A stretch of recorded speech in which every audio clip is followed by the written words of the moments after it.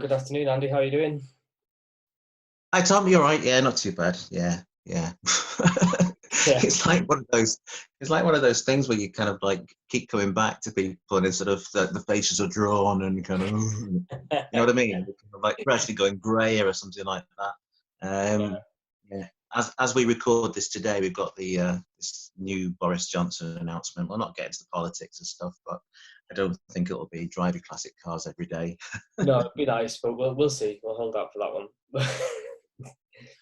Yeah, been that one. We'll start off. Remember that word we spoke about the other patina, as people insist on saying, or patina.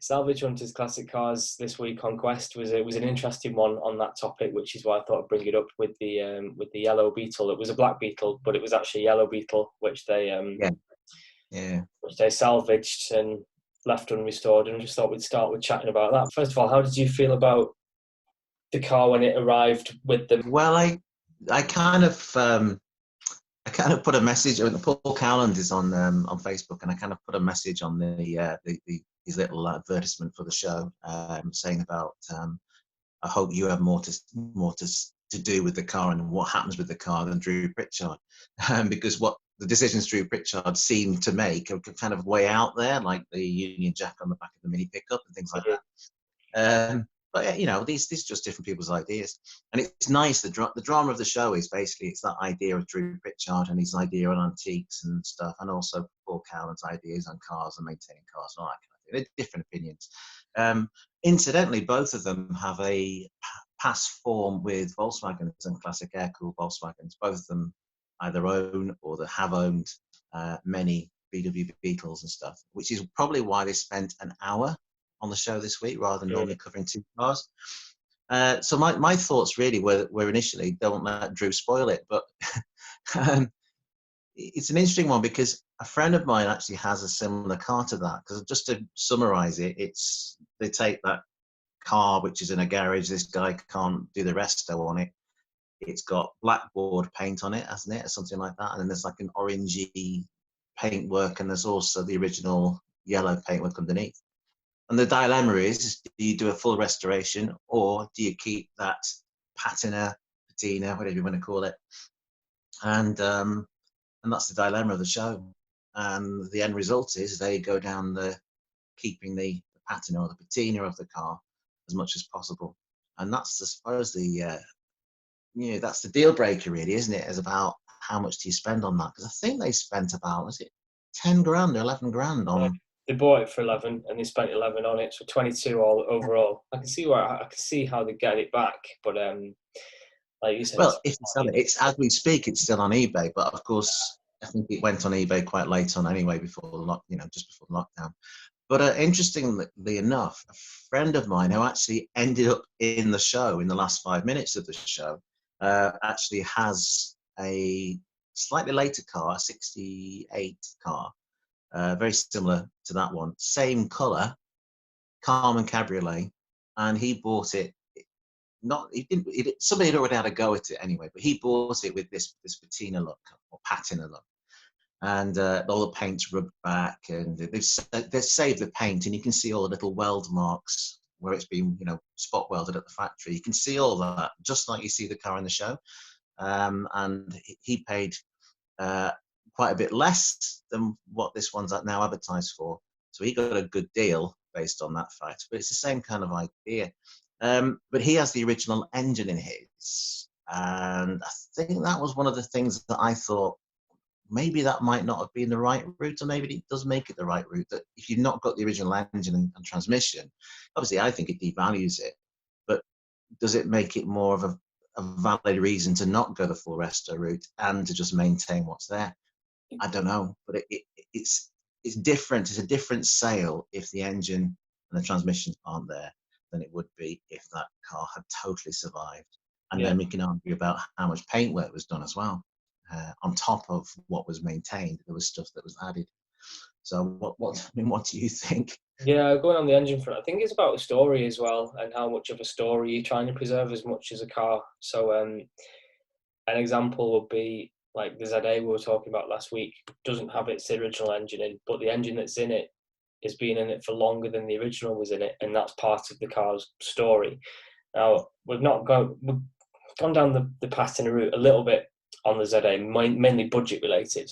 But obviously there's been bits that have been painted because they've had to be. It's not got like the rub down effect or anything like that going on there. But I think I kind of like it with what they did with the Beetle, because I just think it looks interesting. It looks a bit unusual, and like the cars that they had at the meet afterwards, I'd rather have any of those than anything that was pristine. But at the same time, I can't believe it's somebody's job to paint fake rust onto a car. I found that mind blowing. Obviously, there's obviously a market for it because people, otherwise the job wouldn't exist. But at the same time, I do think you take it a bit far. And I think if that would have been mine, I'd have left the panels new and just gone, oh yeah, that's a new panel I had to put on that, so that's why it looks different to the rest of the car. So it adds to the story almost, rather than trying to make a fake story. But you're right, and you just reminded me of something. I did a feature for Octane in 2018 about an MP GTV Beetle, another Beetle, and it had been sideswiped, it had been T-boned in a car accident in the United States, then imported into the UK, and with all this damage, and it's all original paintwork, but one side of the car had been totaled. So he rebuilt one side of the car, and rather than sort of make the stickers and things that are on this special edition model, rather than make them distressed, he left one side to show that it had been restored, and the other side not, and kept it all original on the other side, and sort of kind of kept as much as he could, because like you say, it was part of the story. So rather than try and make it so that anybody looking at the car couldn't tell which was which by just the way it was blended in, it allowed it just to be what it was, and with the heavily documented story of the car. And it's like you say, if you've got the documentation, if it's had the engine blew up in 1973, so another engine was put into it, that, like you say, that's part of it. Yep. In the case of this Beetle, I think it's the one we're talking about on these Salvage Wonders classic cars. It's lost the engine and the transmission. Is there a story behind it, or is it just kind of like this car was a junk car and it's lost the engine and the transmission? It's not such an interesting story as a car being T-boned, or it's been in a family for that time. So yeah, I think it depends on that story, doesn't it? It depends on what is there in that story, and when you start adding things to blend it, that is the other dilemma as well. Because the whole front of that car would have looked completely different if they just left it as the restoration needed, which was basically a paint of the bonnet and a repaint of the front wings as well, wasn't it? Yeah, 100%, definitely. I think you sort of almost going down the rat rod route, and it becomes a bit of a blurred line then, if is this actually really original, or are we doing this because it looks cool? And either's fine, because people are into different things, but I just think you need to think from the outset, why am I doing this? And I think, I'm glad it wasn't lowered. I'm glad they kept it on those original wheels, and I love the fact the interior being maintained, because those seats, the original seats and the original dashboard and everything else, that really works for me, to be in that environment. Because one of the things I like about classic cars is the fact that you are experiencing a driving activity which is exactly what it would have been back when the car was built, in this case 1962, I think it was. So and that's part of it. Whereas if you've got new leather, new plastic, vinyl, whatever it might be, it's not quite the same. I know my car, my VW has got, my Iltis has got little cuts in the seats, and you can buy new seat covers that'll never fit the same, but you can buy new seat covers. I could get it reupholstered, but then where do I stop? Do I then do the seat mounts, or it's just, I don't know. Yeah, looking at the interior as well, the interior was spot on. I'm a big fan, like you, of an original interior. When they got the guy doing the hand stitching on the hood, I was really upset about that guy's Daimler and the drinks cabinet shaped like a coffin in it and that kind of stuff. But again, it's not my Daimler, not my business. But that's another sort of side to the whole thing as well. You've got a classic car, but you've done so much to it inside. It's almost like it's a different entity altogether, then, isn't it? Yeah, I've just before we started, I picked up something I've got here, which is a number plate off Porsche 914, which I bought about 10 years, just under 10 years ago, and it's kind of bent a little, and it's dirty and scratched, you know, and it's not amazing in terms of condition, but it's like when you buy a vehicle and you put new number plates on, it's kind of, well, where do you stop then? Because it doesn't, it's like, you know, it's not matching the rest of the vehicle. This number plate tells a story of the number of times it's been parked in Newport Beach, California, and it's, you know, it's got that, you know, it's been hit a few times, it's probably faded a little with the sun. You know, it's all part of that, trying to work out, like you say, it's like if somebody's viewing the car, it's working out the story of that car. What story should that car tell? What do I change to make it drivable? Again, we said, I think last time, about LED lights and making yourself more visible, and where do you stop with that as well? When I used to work in television, we used to have props for the characters, such as briefcases or, you know, a handbag or whatever it might be. So we get all this stuff normally brand new, and we'd use candle wax, and we'd throw it around a bit in the car park or drive over it. Seriously, this is the stuff we used to do, or bury it in the grounds for a couple of weeks before we needed it, just so we get the moisture and the dirt in it and all that kind of stuff. You know, just weird things like that, just to make things look older, to suit the character. And again, it's just trying to suit the character of the car, isn't it? Going slightly off topic on that, actually, there's an interview in the Sunday Times magazine today of a lady who was in the costume department at Downton, and one of the lines was that she said in the interview was, "You don't want things to look brand new," and it's like, but when the program was set, those clothes would have been brand new. And it brought me to an episode of Call the Midwife, which has some fantastic cars in it, by the way, if you've never seen it. And one of the nurses has a copy of a magazine, and it's a tatty old thing. And I think, but when she was reading that, it would have been a brand new magazine that came out that week. So would you not make it look new? But anyway. Yeah, I know. I remember one day of filming on Brookside that we were doing, and we had a new character, and he had this bag, and we basically stopped shooting for half an hour because somebody said that looks too new. It was new. So we had to get some candle wax, and we just start streaking candle wax over this thing to make it look old. But that was before high definition, so to be honest, no one would have noticed anyway. And it was only on screen for like 5 seconds. But yeah, I mean, it's a funny one with that cabriolet. Even with the hood, you start thinking about the cabriolet in the classic, in Salvage Wonders classic cars, and the way the hood was conserved, which is great. It had been painted black or coloured black over the olive green or browny green colour that it would have been originally. And yeah, it's a difficult one. But I suppose at some point somebody could buy it and they could restore it completely and put it back into a sort of concourse condition car. But like you say, it's only original once, and once you start taking that paint off, that original paint, which isn't used anymore, it was only used by Volkswagen in that period of time, you've lost all of that completely. If you start coming over those spot welds, you can't go up to it and say, look, this is how they made it. It's I'm trying to think of an example. It's like getting a first edition cover of a book, you know, like a first edition book, and taking the whole cover off and recovering it because it looks a bit tatty. Yeah, I think that's part of the thing, isn't it? But that's history, isn't it? That's precisely the point. Like with anything, like a handwritten letter or a typewriter, it's a window back in time of how things were put together, and that's the interesting side of a lot of it. And so where those can be preserved, obviously, it is it's really, really important because somebody's done that, and once they've gone, what have they left behind then? So yeah, I mean, it's like rust, you know, on a car as well. It's kind of trying to make, you know, you can't say, well, that's original rust. That it's a tricky one. Yeah. You've got to conserve, you've got to sort of make sure it doesn't get any worse, or you've got to make sure that you maybe cut it out and kind of make sure the car's sort of drivable and all that kind of stuff.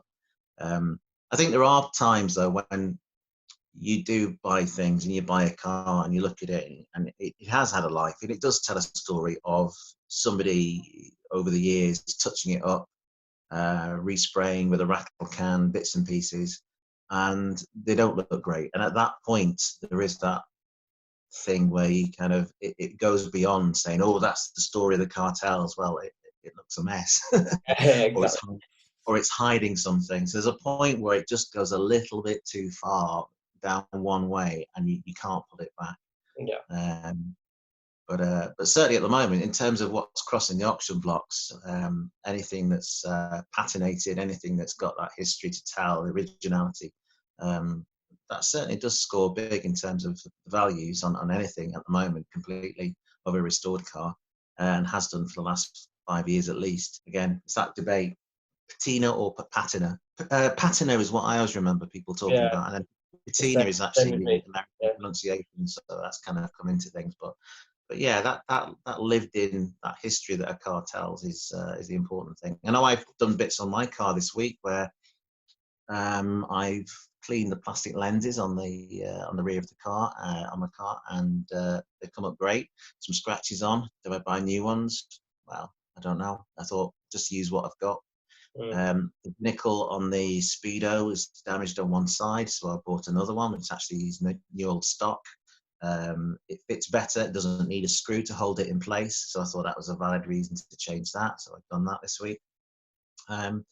Yeah, little things. I mean, I have to replace the windscreen washer pump on my car as well at the moment. And do I put an aftermarket one on, or do I buy a used one or a brand new one of the same type that would have been fitted? So I've gone along the lines of buying the same type that would have been fitted rather than buying something aftermarket. Again, somebody, you open it up at a show and somebody says, "Oh, that looks new." I go, yeah, you can say, "Well, that's original to that," or do you know what I Yeah. mean? It's that story of it. Yeah. But on the flip Retaining that side of history. that as well, if you had a car, say you bought a car in 1960 and you ran it continuously and you were still running it today, when the car's 5 years old, you'd have put an aftermarket pump on if it had broken, or in 1970, 80, 90. So you can almost make the argument as well that actually, if you're going to change the parts anyway during the life of the car and it's safe and it's functional and it's keeping the car going, there's that route as well. So Oh yeah, definitely. I'm well into that. Anything, whatever car I get, classic car wise, I'm always keen to find something that would have been fitted by somebody in period, whether that yeah, within say 5 years of the car being owned, something that would be in period that somebody would have found that, little parking lights that are attached to the side, or fog lights it might be, yeah, or it was like 1980, I think it was, when people didn't have fog lights, and then it was like, right, let's stick them on. That's okay because they were put on, like you said, in period. yeah, and just even switches. I mean, sometimes you can go to Halfords and you can find little switches that have similar design to what you would have been fitted in the 70s or 80s. So that's okay. But it's trying to find something that's similar to that. Those little strips you can get. I used to get in the 70s. We used to do it all the time on our books at school and all sorts. And it's like a little tape, Oh, and it's punch. indentation. Yeah, it punches it. Yeah, See a lot of them on racing cars, things yeah, like that. Those are the little details. Those are the things that matter, I think. And not fitting completely perfectly, but at a slight angle. A really well applied sticker in a window isn't good. It's got to be slightly gotta at an be. angle, Yeah. scuffed a little bit on the edge, maybe. My mum's midget there's a dealership in St Helens called Hatton's, which it came from. And even if the hood needed replacing, I don't think I ever would or talk her out of doing it, because it's still got that dealer sticker in the back, and that is, for me, is as important as any other original bit on that car. Yeah, I was looking at the two roll on my car the other day, and it's oily and horrible. And I was gonna get some detergent on it and clean it, and then all the spanners inside have got surface rust on and stuff, and they're all there. And I thought, well, should I or shouldn't I? I don't know. I might clean some of the rust off so I can use them and maintain them, but maybe I don't take the oiliness of the Mm. tool roll. Maybe don't take that off, but just keep it as it is. There was a program I was looking at. It was one of the car shows in Italy anyway, and they were talking about a two roll which they had, and they said, look how oily this is. Let's keep it as it is, and that's worth £1,000 to this Ferrari, whatever it might have been. And yeah, I mean, I think on Ferraris, if you've got the original two roll, no matter what condition it's in, Yeah, it doesn't matter. That adds like £5,000 to the price. You know, it's crazy.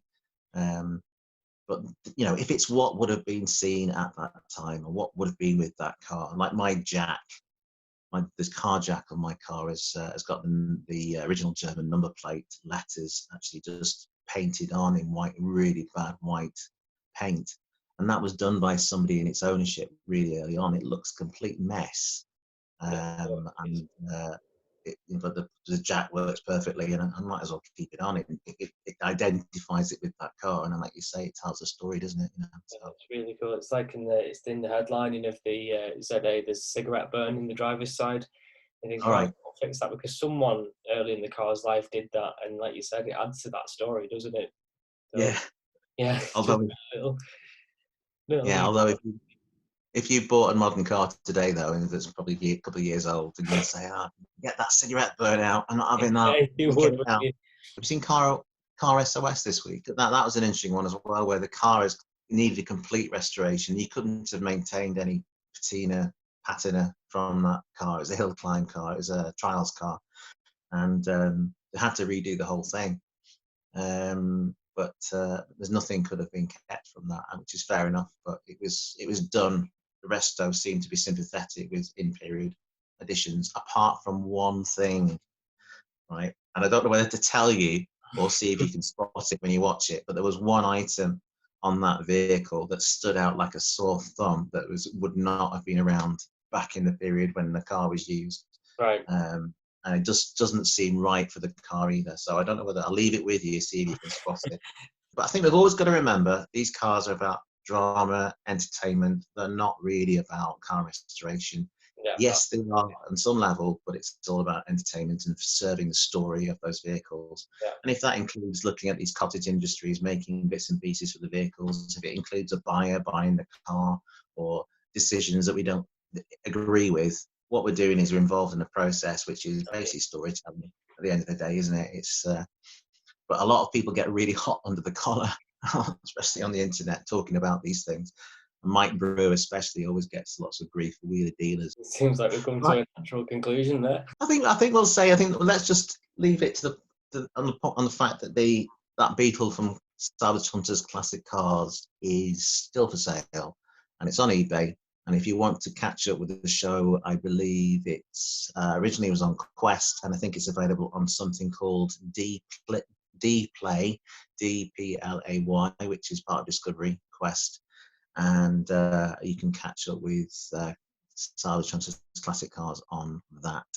And we mentioned Car SOS, that was on National Geographic Channel, and I'm not sure where you can see that. Yeah, where do you get it from? Sky Go. Well, if you haven't got that, tough. Yeah, tough. Exactly. Or you can read about it in Classic Car Weekly the week after. That's the point, because they did, and apparently they helped out with the handover of their last car, which they did, which was a Canon trials car. So, which was pretty, actually. It was a nice restoration. I'm not really well up on trials cars. Neither am I. But actually, the end result is a pretty car, actually. Completely unusable on the roads. but as far as competition cars go, it was a pretty end product, actually. I think it was really nice. Okay. Right, so see you next week. See you next week. See you next week. Thank you very much.